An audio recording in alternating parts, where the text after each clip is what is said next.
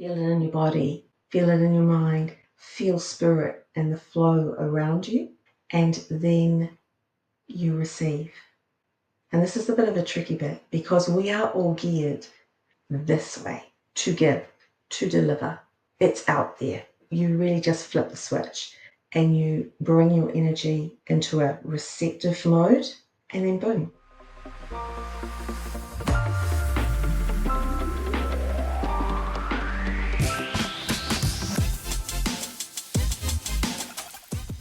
Hey, what's up, y'all? Welcome back. Thank you for everything that you guys do. I apologize for these introductions. It's the only way that I can get you guys to subscribe. I'm basically begging for your support. It helps me get this out into the world. It helps me get into the algorithm. A small channel like mine needs all the help that it can get. And today we're going to be talking about the body, how we can be more heart-centered. Ask yourself the question, like, what if the body was the most advanced piece of technology that we have in the universe? What if your breath, your intuition, your very heartbeat was the direct line to the cosmos? So today we're going to dive deep into that topic with New Zealand's own oracle, Michelle Robinson. She's a woman who channels the universal wisdom and reminds us that we don't need gadgets to connect. We are that technology. So if you've been craving clarity, alignment, or a way to manifest your heart's desires, this episode is for you. Thank you for your support, guys. Peace. Part two, Michelle. Thank you so much for taking the time to come back on the show. I just love your vibe. I love your energy. You are one of my 911s when it comes to existential crises. And so thank you so much for taking the time. Total pleasure. Very happy to be here, and I thanks just for want having me everyone back. to, yeah, I just want everybody to know this is an important point that I have to make. It is 3 a.m. your time in New Zealand.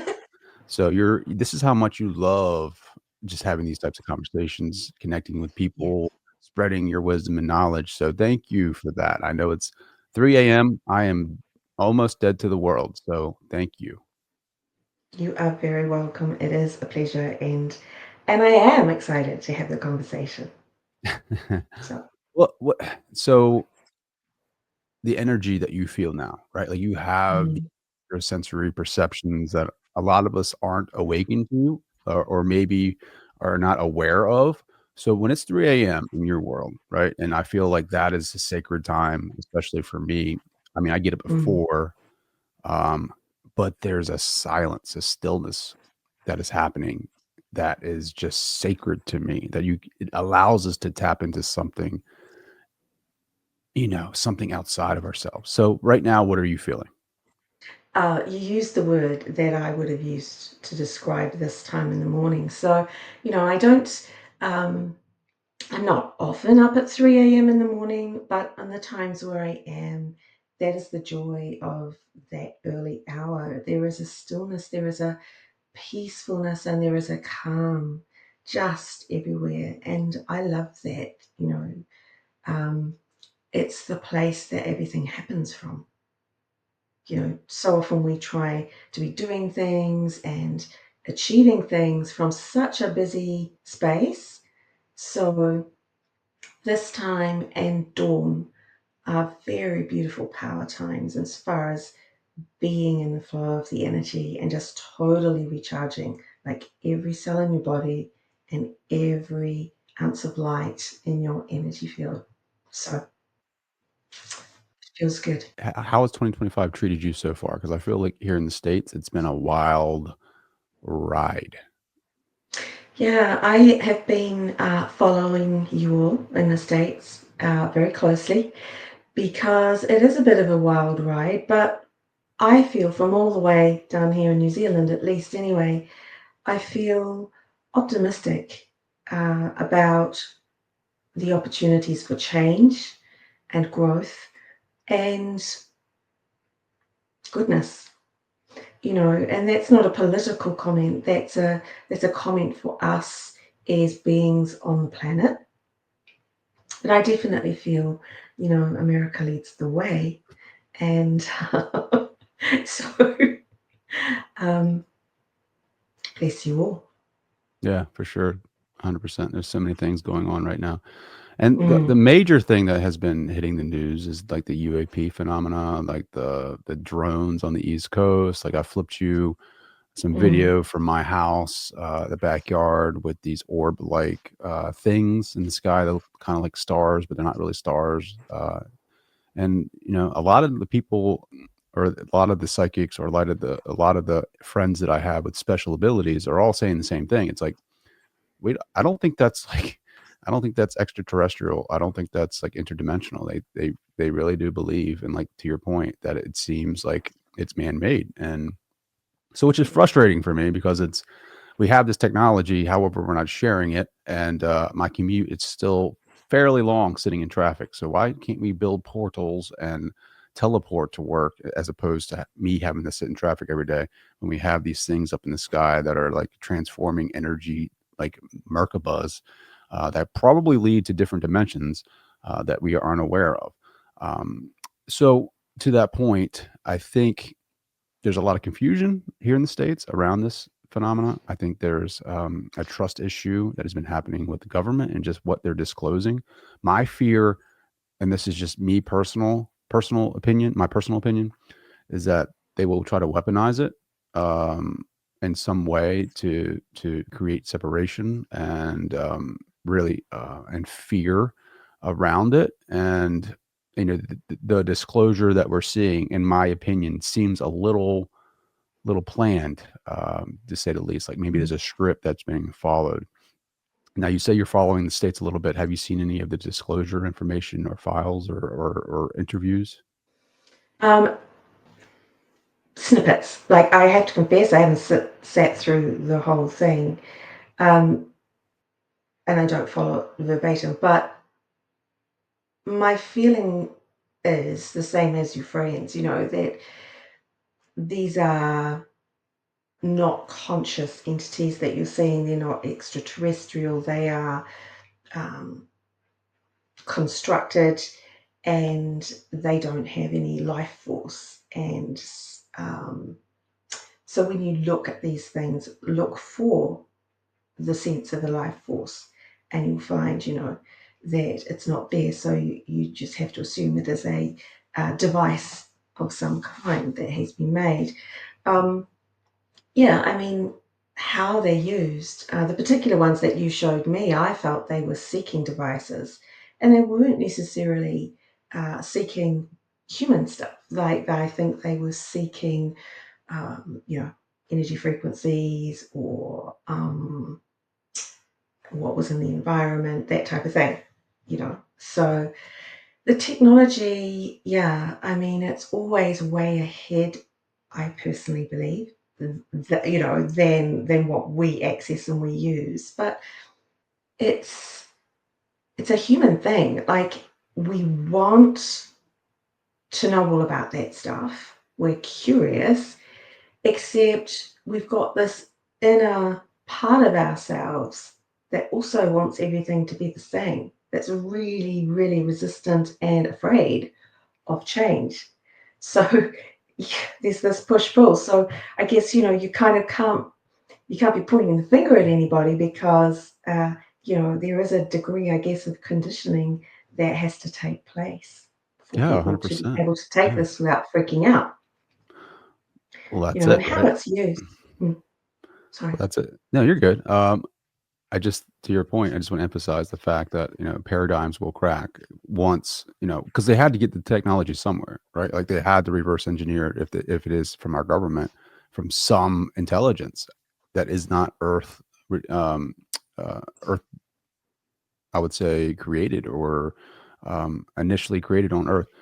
So to me, that means that, we are connecting with something outside of, you know, maybe our solar system, maybe it's interdimensional. I don't know. But the fact is that we have this intelligence that is something I've never seen before. And I think a lot of people have never seen before. So the the good old days are almost gone, I think. And looking Yeah. back at my childhood, it definitely today does not resemble anything like what it used to be. I mean, it's totally different. We're very connected with our technology and our phones, and I think we're learning more about our psychic capabilities. Like nobody was talking about ESP or consciousness when I was a little kid. Like it's all about sports, and it was about World Civ and things of that nature, right? Like never ever did we talk about even in growing up in church, like you never thought about seeing a psychic medium or a medium or someone with special abilities to kind of help you along your path as a career coach or as a life coach.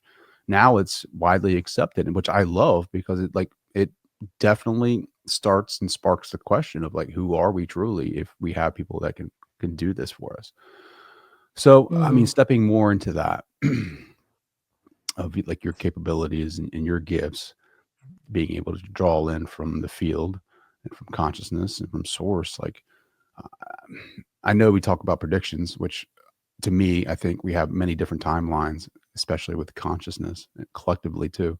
Like, what is your feel, going into 2025? Like, if you just step into that space, like, what do you feel is coming up for the collective? Like, is it more the same, the same of density, confusion, suffering, or is there light at the end of the tunnel? mm. Well, for the collective, yeah, it's more of the same. Definitely. Um, I've stepped out of that, and many, many people this year, I feel, will also be making that journey out of the collective or the matrix or whichever word, you feel comfortable using.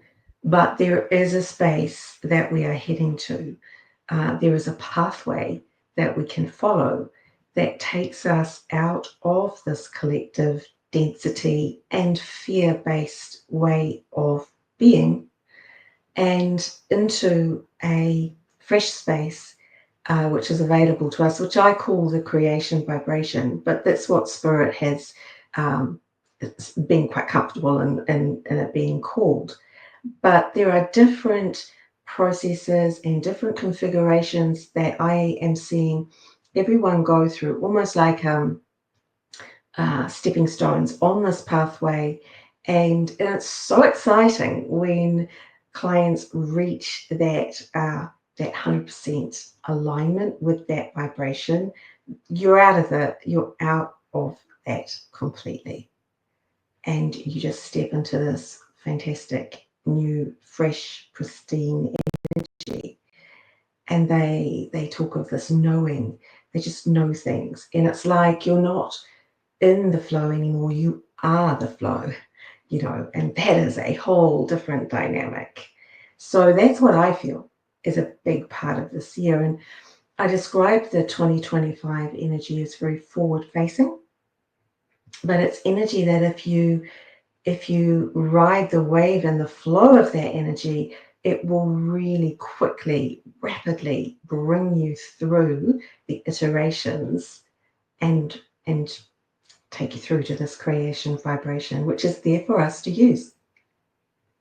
I love that. I think, the first question that pops in my mind is when we step into this new energy, can we do it with the persona, with the ego, or do we have to collapse that in order to, I guess, co-create with that source energy? Yeah. So the ego transforms with us, and it's almost like it goes back more into its box, and it's there as its more original purpose, which is to keep us safe and look after us and keep us wary of things. So as we grow in consciousness and light, the ego like sort of calms down and settles into its rightful place. So there is still ego for sure. I've always wanted to ask you this, um, because there's so many teachings about the mind, the great mind of God, the mind, the one mind, and there's also, and I hear a lot of spiritual teachers talk about spirit. So, what is the difference between spirit and mind?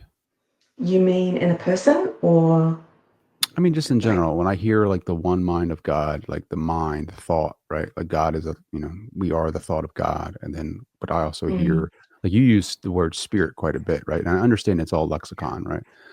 But like, is there a difference? If there is, I would, what is the difference between spirit and mind? So as I understand it, and this is as spirit has shown it to me, and it's an ongoing expansive conversation, I suppose, between us. So the more you understand, the more they'll show you, so you're never really there. It's that constant growth and expansion. But spirit, when I say I connect with spirit, and you'll often see me go like that when I do it, because spirit is the all of everything. It is consciousness. So there is the integration of all the separate pieces, and I ask spirit to just use one voice, but really it's many, many, many threads all placed together. So out of that can step individual entities or beings that we know, love, and work with that we're very familiar with, or loved ones. You had a guest on your show, Julie Ryan, who said, once you can connect to spirit, you can do it all. And I loved that. I truly loved that because I believe that. And my take on that is really, I believe that energy is everything. So energy, spirit are kind of interchangeable words for me. And if you can connect to spirit and spirit is guiding you on how to use energy, you have pretty much got things covered, and that's what brings that knowing that I'm okay, I'm going to be okay, whatever happens. I, as the creator, can manage this in a positive way. So, to answer your question, spirit is the all and its consciousness. The mind is a part of that. You sort of pull from the layers that either you're most comfortable attaining or that are most appropriate to deliver the information. And that's my experience of that. Our last conversation, which I think would be pretty cool to jump into, you talked about our previous life together. And you talked about the Akashic records and how you were able to see all of these details. And you talked about how you can when you meet somebody for the first time, you have a recognition of energy. Maybe you might not know who they were in that life, but you get a sense that you have definitely lived a life with them. And then you jump into the Akashic records and you can find the details. Was that like that for me, or was it an automatic recognition? And we don't necessarily need to talk about the life in general. I mean, we can, but when you and I had a conversation, like what was that intuitive knowing that you had? Well, it is. You meet someone, and there is you have a sense of a previous connection. Like there is the best way I can say is like I met you and I knew you were known to me. But probably even before I met you, I obviously heard your name through Amanda, and I thought, they're interesting. So straight away you get a sense of, okay, this is someone. And then after we had met, I was curious because I felt very compelled not to let you down in the show. And as I explained to you, you had done a great service to me, and you had been incredibly kind to me in that lifetime. And so when I get a feeling that's that strong and it doesn't seem to have grounding in this timeline, I find the Akashic Records are really the best place to go and find out where that comes from. So when you're interpreting that information, does it come to you? How does it come to you? Like when you dive into the Akashic, do you read it like a book? Does it come to you like a movie? Like what does that look like? I used to read it like a book. I used to visualize it like a book. I used to have a process that I used to go in there. But it's like anything, when you're in and out of the records, many times and every day, it becomes very streamlined. So now it's just an intentional thing. I'm in the space and I ask my question, and it's almost like I hear the answer, but I'm reading something, but it's not a book. It's more like energy notes or little chords, sort of like a sheet of music, but it's not. doesn't really look like music, but that's the best likeness I can give you. But mostly, So is that like the book of the soul that I'm connected to, or is that the individual books of the lifetimes? the way I do it, and to get that kind of information, I go into the records. I ask to connect with your soul. Obviously, I'm connected with my soul, so the two souls come together, and I ask to see the information. Now, when I'm doing that, just to be really clear, I'm not looking at every detail and nuance about you, because I'm not asking your soul to show me that, but they're showing me, the two souls show me where the connection is and give me the answer. And for myself, I'm not really that inquisitive. I just um a lot of people, you particularly, have wonderful questions, so I love talking with you because it makes me go and find more. But generally, my relationship with spirit is if I need something, it's just there, and it's never really switched off either, and so they're constantly guiding, attuning me, and working with me. And then when I'm working with someone else, like before we hopped on the call, your people are in the room too, so My it's people. So busy. you said that was guides and energies that are supporting this conversation? Or is it people that are from past lives as well?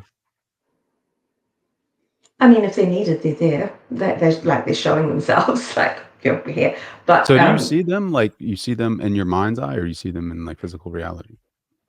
I I see sense because it's now quicker. So sometimes, and it depends on the energies that you're working with. It also depends on the person you're working with. I find that the information will come through in a way that they can best accept. So if they like seeing things, um, then the energy slows right down, actually, and we stop at like a snapshot or a picture, and we'll describe the picture, and I'm actually in that space with the client at that time, and we're both seeing the same thing. So it depends, but if it's just me, it's a C sense because it's faster.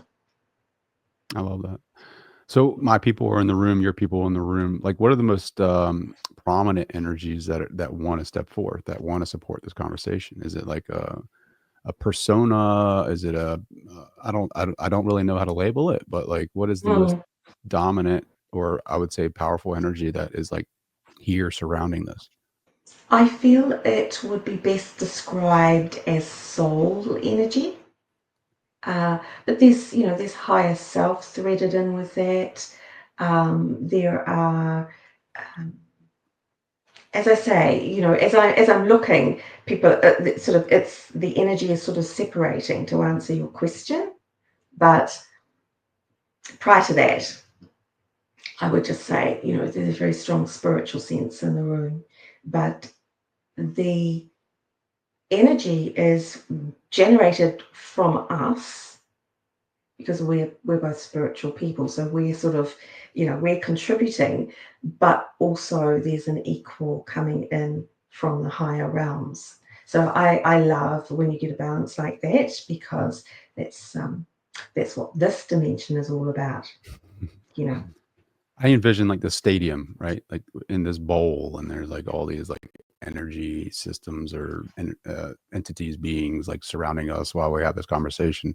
But there's always Mm. those hecklers, right? And at a sports game, there's always those ones that are louder than the other, right? I didn't know if that was the same here, where you got a couple hecklers over here that are shouting, "Hey, talk about this," like.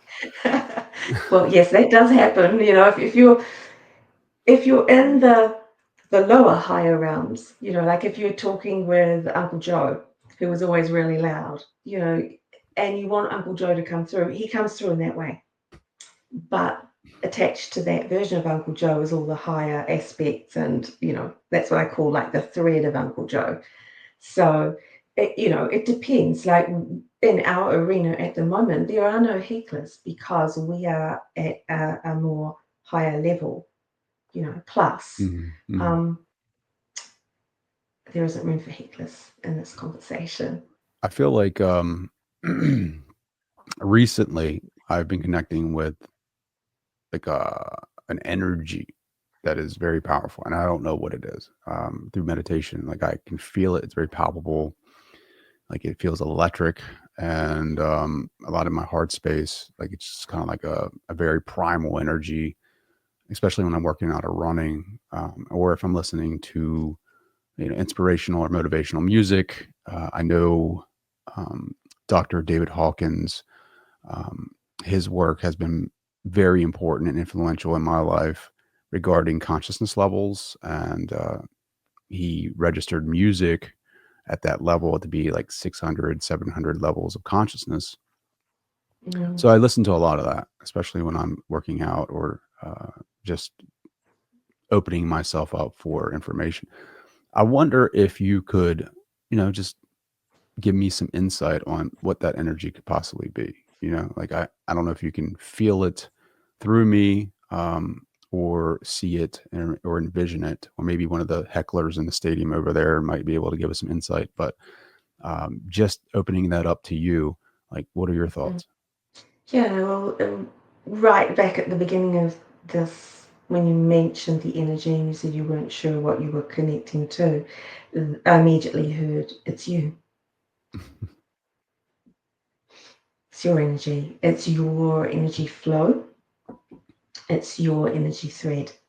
It's pretty powerful. Like it's very, like very powerful. So my energy. So if that's my energy, like, and I've never felt that before. I've been closing that down my entire life. Yeah. And what And closes that down? that's what we do. Is that social Well, norms, social society? Like, yeah, yeah. I think there is a desire to fit. There is a pressure to conform. And when you're in the collective density of that, you're rewarded when you do fit in, or you do what's expected. So, we're sort of entrained to just keep distancing ourselves from that. And, this is what this pathway is really. It is coming back into the presence of ourselves. And, one of the first things that everybody says is like, wow, that's so powerful. Like, oh, that's me. That's me. But it is. It is. And that is not your full power, by the way. That is as much as you are comfortable in seeing. where is that coming from? Right? Because I feel it in the body, but it's not always there. Mhm. So is that coming from the higher self? Is that coming from the soul? Where exactly is that coming from? Source, maybe. Yeah, ultimately, it does come from source and it's sort of disseminated and it flows through the energy. And higher self is more, to me, higher self is more a pure version of the self, of the being, of that energy flow and that connection to source. And that works alongside soul. And soul is this huge collective of selves, of us, that take the bumps and the bruises of our lifetime experiences, not just here in this planet and dimension, but all of them collectively. So you're tapping into the feeder line of that. But what I feel you're seeing, if you're comfortable in me just talking about you, Sure. Okay, great. What I feel is you are glimpsing yourself in that creation vibration. So right now, Trey, you are 75%. If we're going to give human terms, right? You're about 75% aligned with that creation vibration. And at that point, it's like you're sort of peeping up and you're going, ooh, ooh, that's who I am. So it's not always present because you're not 100% aligned with it yet. Hmm. The thing to do is to remember to stack, like that feeling in your body. You stack that with how it shows up in your mind, both your conscious mind and your protective and ongoing subconscious, and then you put the spiritual being on top of that. And when you stack those three in alignment, that is what I call the miracle zone, because the energy just comes through. Incredible things happen, great insights, things click. So there is a sort of a secret to success that is actually stacking the layers. And it's like, you know, those cylindrical locks that if you have all the bits in the right alignment, boom, they open like that. So, you know, many of us this year in this forward-facing flow of this great energy to help uplift us, if we use it to do that, are going to be like those locks opening up and elevating into this frequency that is just divine. Yeah. So can you, maybe it's different for you, I don't know, but like, can people walk around in that energy all day? Because I feel like it's like can be overwhelming for the body. Ta-da! Like I live in it, right? Yeah. And yes, sometimes I have to work very, very hard to stay present in like everyday interactions. That is true. And when I was doing this stepping stone thing myself, I really hesitated at about 85, 90%. I just felt comfier there because you are letting go. You are letting go of some constructs, good or bad. They're familiar and they tell you who you are. And it takes a huge amount of courage and determination, actually, and guidance to let those go and step into the unknown, because to us in our human form, the unknown is a scary place. And it's actually an incredible playground of opportunity. What does it do to the body though? Like when you start receiving more of that energy, Mm, because it does feel electric to me. I don't know how you yes. experience it, but it just feels very energetic and very like electric is going through my, like it is, especially if I listen to inspirational music, like, and people Mm, have experienced this before. I think if you watch like a Rocky film or you watch some type of um, crescendo moment in a movie where they usually add in that inspirational, motivational music, and you get that feel. You like all of a sudden, it's like transference almost of like, oh, mm, okay, here we go. We're getting ready to go over the climax here. But for me, I notice it more in everyday life where there isn't a movie playing. Like right now, I can feel the energy building up. Like I can feel it building mm, up and going into the heart space and the heart center. And then when I leave this space, then it kind of dissipates a little bit.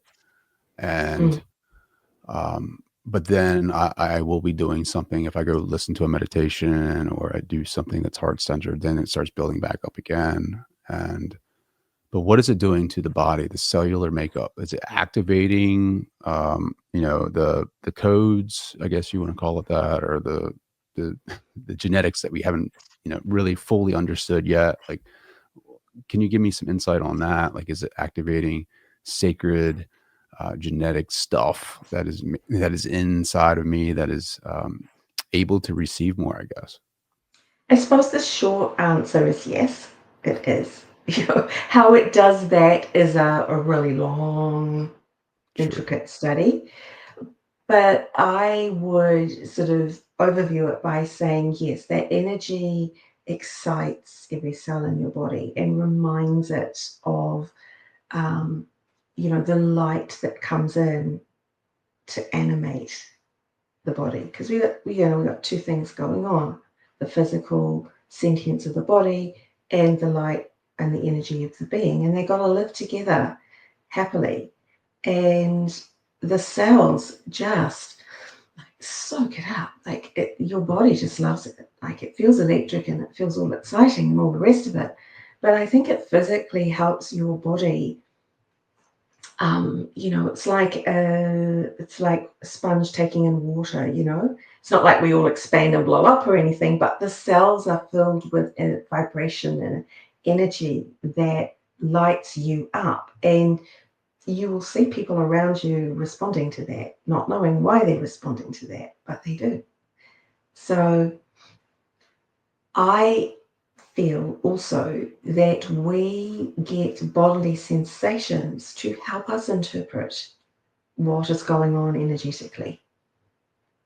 And when you are in a new bandwidth or moving through a different bandwidth, then you get a lot of sensation to help you understand, what's happening for you. And then what you want to do is like work with that energy and work on maybe just letting it come up to throat and mind and then flow through you. So you start playing with that energy, because energy is neutral. It's just sitting there waiting for something to be imprinted upon it, and if you start commanding that energy and directing that energy, then you are in creation mode. How do you direct that into creation mode? Because like I have been able to sit and do some Dr. Joe Dispenza work where you're focusing on the chakras, and I can feel my awareness actually activate that energy center, and you can feel it kind of like start to kind of move around, especially in the lower chakras for me, where I feel like there's a lot of like, stagnant energy, and start moving it up and down and aligning and, moving it back and forth. How do you get into that creation mode? I guess when you start activating these energy centers, do you direct it through your imagination? Like, what is the process? Like, do you start envisioning the dream that you want to achieve and then feel it? Like, what does that look like? Yes, you do. So for some people, it's more envisioning. Some people, it's more just like mental direction and intention.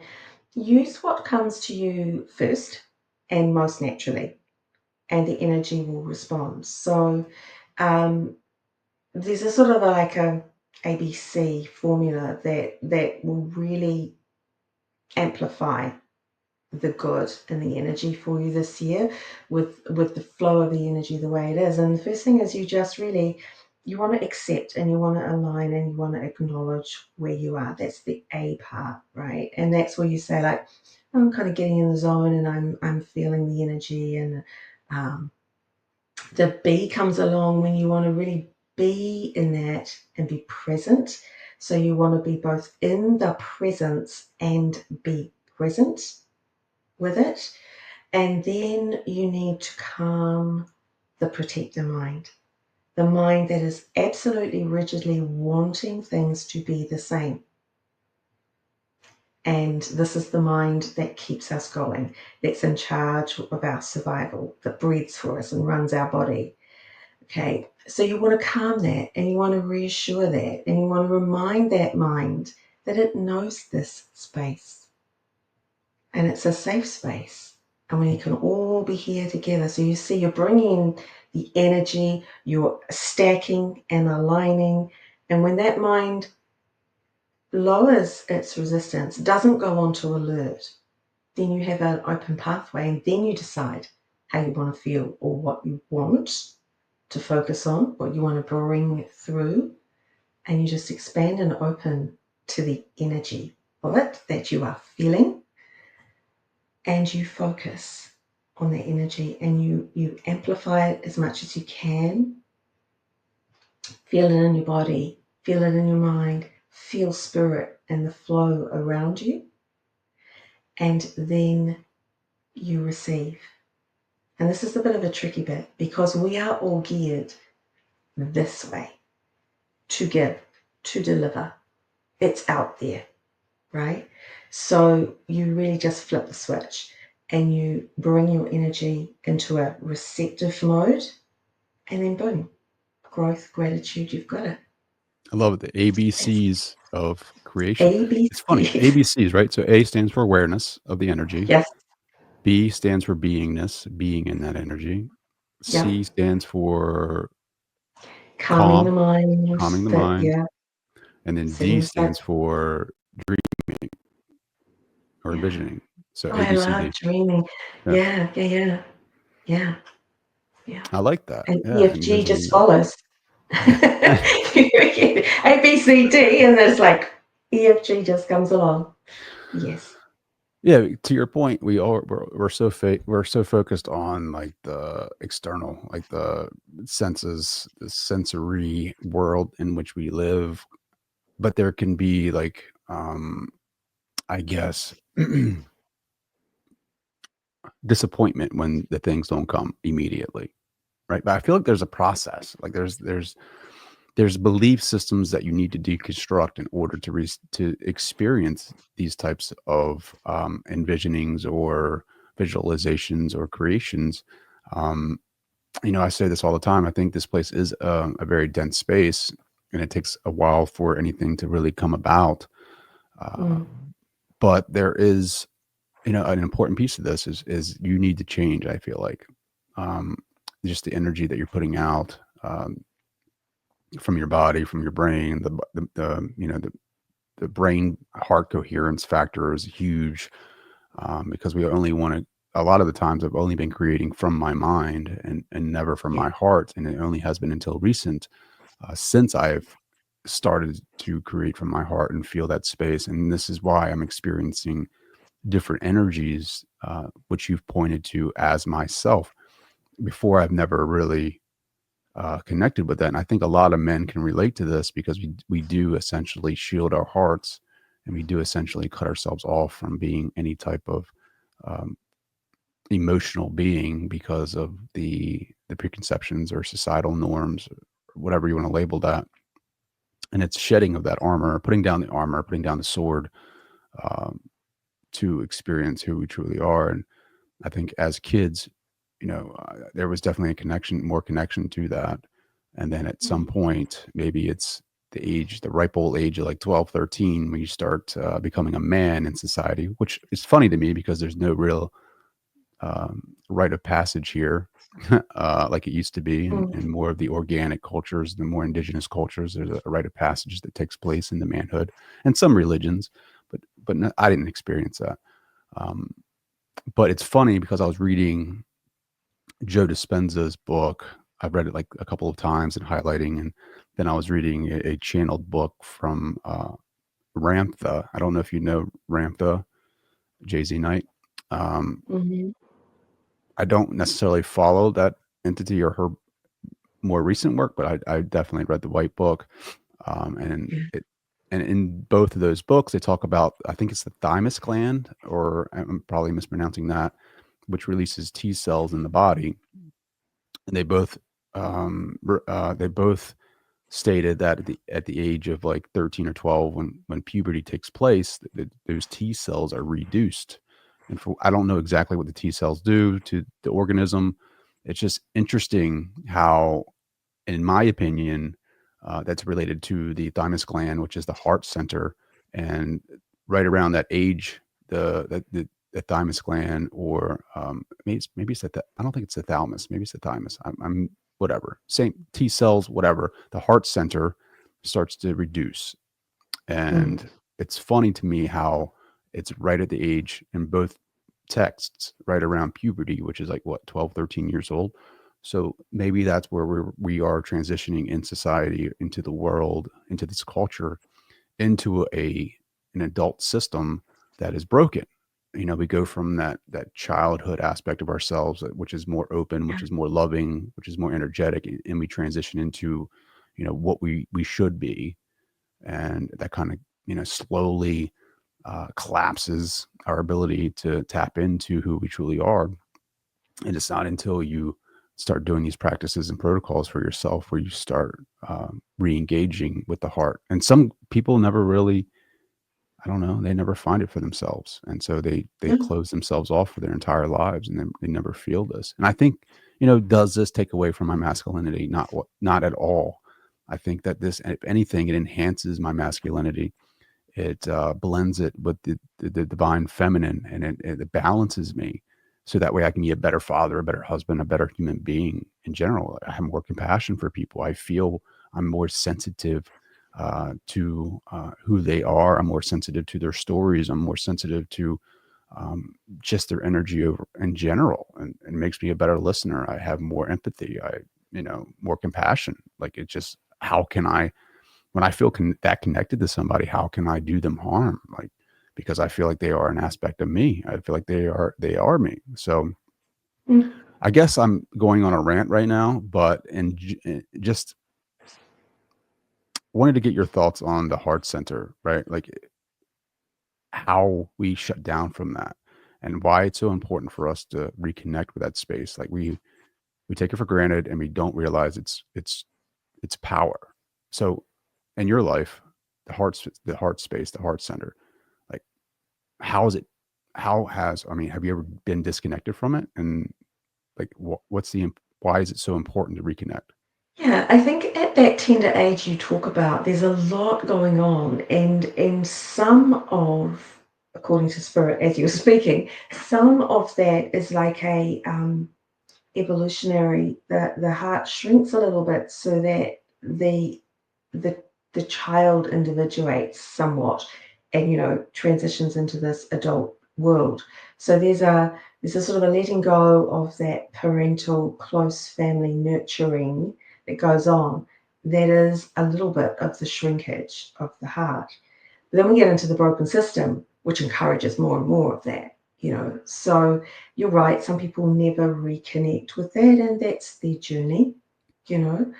But for those of us that have, so of course, yes, there are times when I am more connected than not. Um, I'm someone that defaults to mind, like you. And so and mind serves you very well, but it can only serve you so far because it's half of your equation. So essentially, we're running on half power and we think, oh, that's cool, I'm doing well. And then you go, oh, I can't seem to go any further. So when you bring in the heart, which is equally powerful as the mind, and you start allowing those to work together for you, the energy, the capacities that you have just really not explode, that's not the right word, but they just take off. The energy just really expands and opens up. So I work with a lot of clients who are head people, and they've been very successful as head people, yet there is something that is just not there that they are looking for, this missing something. And it really is that connection into heart. Reading the room not just with your mental intelligence, but with your emotional intelligence. You get the whole picture instead of parts of it.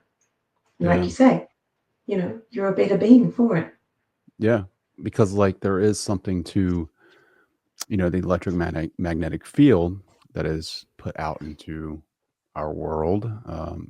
Just looking at some of the Heart Math Institute information, Mhm. statistics, it's like what 5,000 the electrical field the electrical field I think is 100 times more powerful than the brain, and then like the magnetic field is like 5,000 times more powerful than the brain. The heart is more powerful than the brain.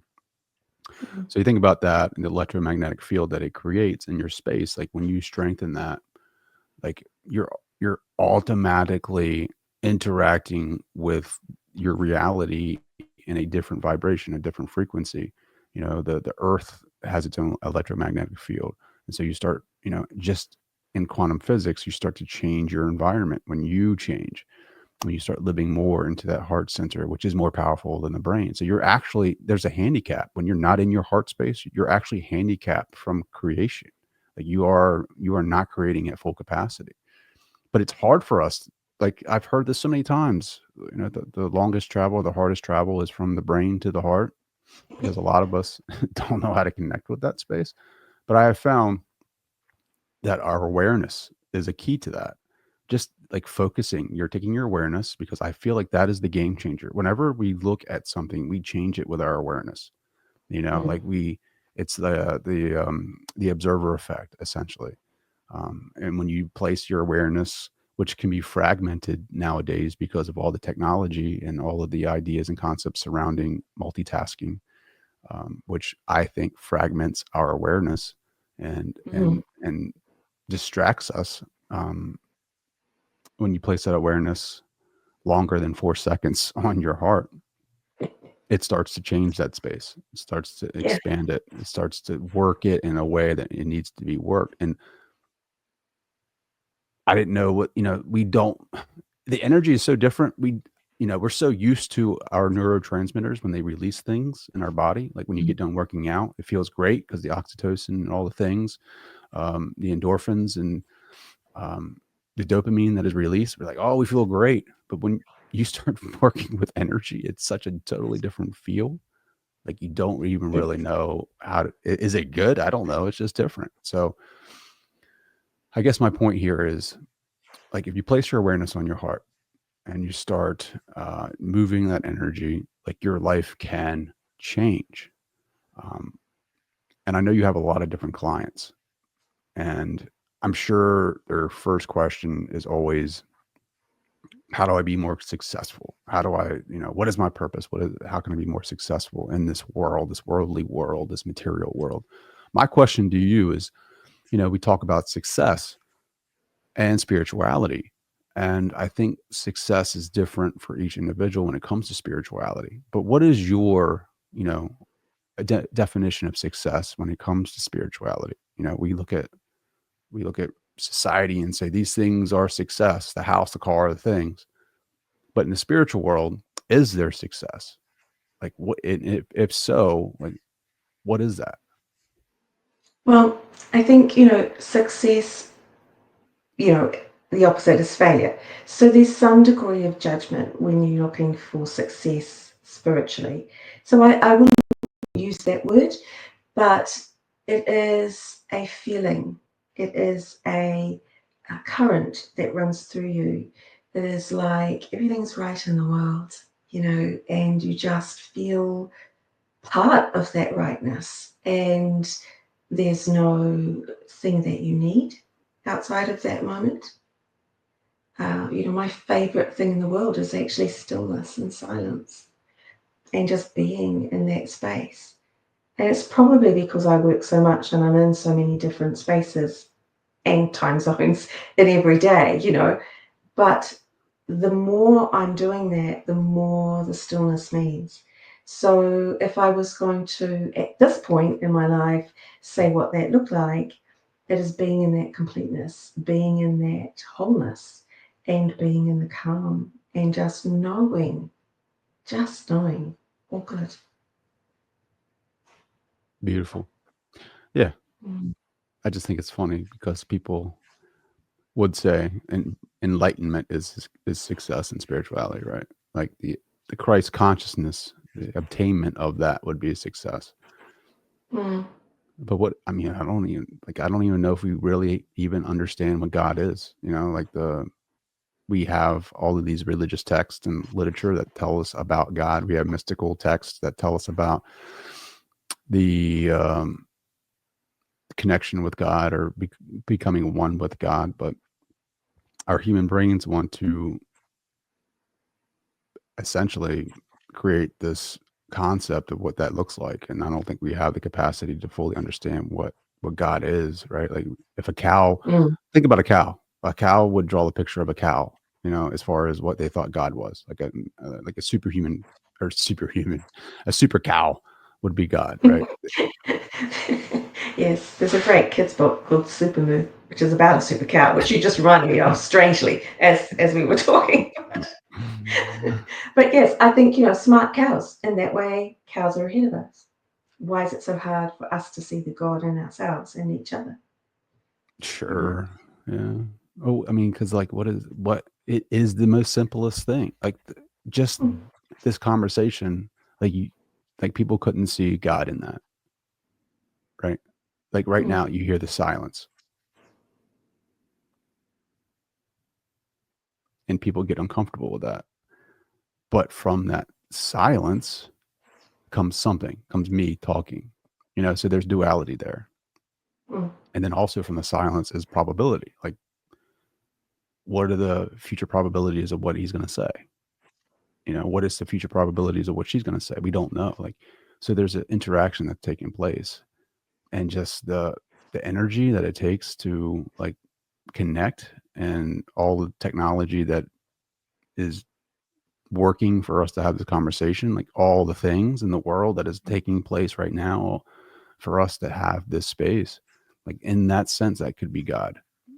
But we just look at it as two people having a conversation, but we don't look at like the sacredness of this interaction. You know, we take it for granted. Yeah. And I think there's so many examples in our daily lives which we take for granted. You know, like when you go to sleep at night and you dream, you know, like all the crazy dreams that you have, like interacting with that God's substance. And then when you awaken, you know, like that's a death. That is a death and a rebirth. So essentially, you are Christ. You know, But yeah, look, I just I feel like I should say thank you, and we should acknowledge that moment as sacredness. And for everyone listening too, if we go silent and that's an uncomfortable thing for you, this energy this year is asking us to sit in that uncomfortableness and expand into it. It's uncomfortable because it's unfamiliar, but it's a sacred space, and it's right here, right now. And the most powerful version of you, I really feel, you, me, everyone, is in the moment, the now version. It's not the version, that you're becoming, because you're becoming off this now moment. So if you can see sacredness in the most simple things, the divine in the everyday, your whole life and way of moving through life changes for the better. There's an ease to things. But it is a bit weird to think if we go higher and higher and higher up the spiritual, energetic realms, that I'm you and you're me and we're all just one thing anyway. I think you're right. The brain cannot handle that. It cannot find a way to, file that and make sense of it. So I guess that's where, you just allow some faith that is so. And you let the brain just go, okay, you weren't designed to understand all that. I think you're right. We can't understand it from here. That's why that's the fun. Sure. That's the fun. It can be suffering too, because like people want to know, people want to know, but I feel like there can be God in suffering too, because that's change, the fire of suffering, the transformation, it's like the heat of that, the purification process of that can totally transform you as something into something new, like a sword, right? Or even like a diamond. Like you can't create diamonds without suffering. Like, all the things that have to go in order for that diamond to come about. But we don't want to suffer. Like we think suffering is bad. We label it as bad because it's like doesn't feel good. Why am I being punished by God by this suffering? Well, it could be a gift from God, essentially, to transform yourself into something stronger. It's hard to see that in the moment. But when it's all said and done, overall, I think people can look at all their suffering in their lives as some type of gift in a way that it made them stronger. It allowed them to understand more who they can possibly be in crappy moments of their lives. And so, Yeah. I mean, it's a good example of how we imprint onto the energy, and we all go through it. And suffering, we say, is bad. But it is a fantastic opportunity to learn something. In every difficult trial that we go through, there is something being offered to us. And I feel that success, if you like, in being spiritual is about being able to interpret and find what that is quickly, accurately, take it on board, process it, and guess what? The suffering stops. It does not have to be a long process, and you don't have to suffer. That's the whole thing. You need to go into something, know what it's about, interpret what's there for you, take it on board, and move on. And that's what the energy this year will allow you to do if you work it that way. So I think this is a great year ahead. I think it's really encouraging and exciting, and it can be, the best year, but it is up to each one of us to imprint that on the energy for ourselves. I love it. Michelle, thank you. You're so welcome. So remind everyone, how can they connect with you? They can find me at A Pathway to Knowing, which is the journey that we're all on. pathwaytoknowing.com. And I would just encourage everybody to be mindful and heartful and to choose wisely. Choose what you want, because that's what free will is really about. It's for us to imprint on the energy the goodness that we want, the greatness that we look for, the kindness, the love, the caring. Look for it and be in abundance, not lack. Be in graceful acceptance rather than fear and resistance. And be in passion and be love and be loving instead of indifferent. And you can have whatever you want. I love it. Michelle, thank you so much.